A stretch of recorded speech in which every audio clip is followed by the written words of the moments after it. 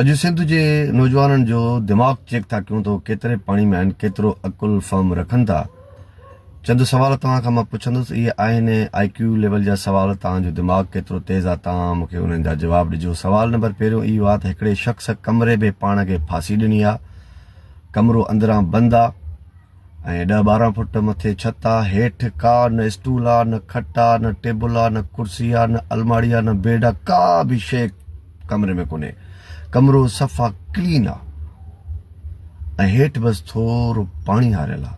चंद जग या हिकु 2-3 गिलास पाणी जा ईअं हारियल आहिनि। त हिन फांसी पाण खे कीअं ॾिनी फांसी अथई, कंहिं मारियो बि न आहे। कुंडी बि अंदरां बंदि आहे, छित बि मथे आहे ऐं हेठि कुझु बि न आहे। छा ते चढ़ियो, कीअं चढ़ियो, इहो हिकिड़ो सुवालु आहे। या आहिनि CS लेवल जा सुवाल जेके पुछा वेंदा आहिनि, पर मां तव्हां खां पुछां थो केरु थो जवाबु ॾे हिननि जा। ऐं ॿियो सुवाल इहो आहे त हिकिड़े दरिया जे किनारे ते हिकिड़ो शींहुं आहे, गाहु आहे, ॿकरी आहे।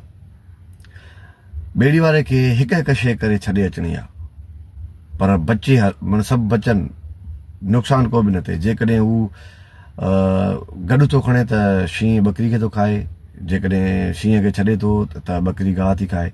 हाणे अकेलो अकेलो छॾे अचिणो आहे ऐं गाहु बि बचे, ॿकरी बि बचे, त सभ खां पहिरियां कंहिंखे खणी वेंदो, कीअं कंदो, इहो बचाइणो आहे। ॿियो नंबर सुवाल इहो थियो। टियों सुवाल इहो आहे त हिकिड़े कमरे में इंटरव्यू जे लाइ हिकिड़े नौजवान खे घुरायो अथनि। हुनखे चयो अथनि त तूं हिन कमरे जो मुआइनो कर, सभु शयूं जेके जिथे पयूं चेक कर।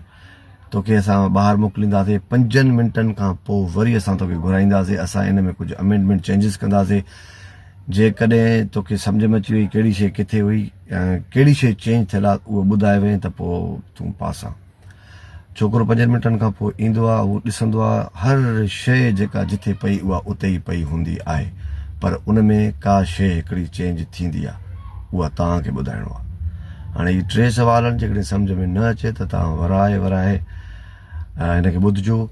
जेको बि दोस्त प्रॉपर सही जवाबु ॾींदो इन्हनि जा, त सुभाणे थी सघे मां वरी उन्हनि जो नालो खणी, जिन दोस्तनि सही जवाबु ॾिनो हूंदो त उन्हनि जे हवाले सां माना उन्हनि खे ॿुधाए ॿुधो आहे हिननि ॾाढा सुठा जवाबु ॾिना आहिनि। सो त पोइ स्टार्ट कयूं था, ठीकु आहे, ॾिसूं था।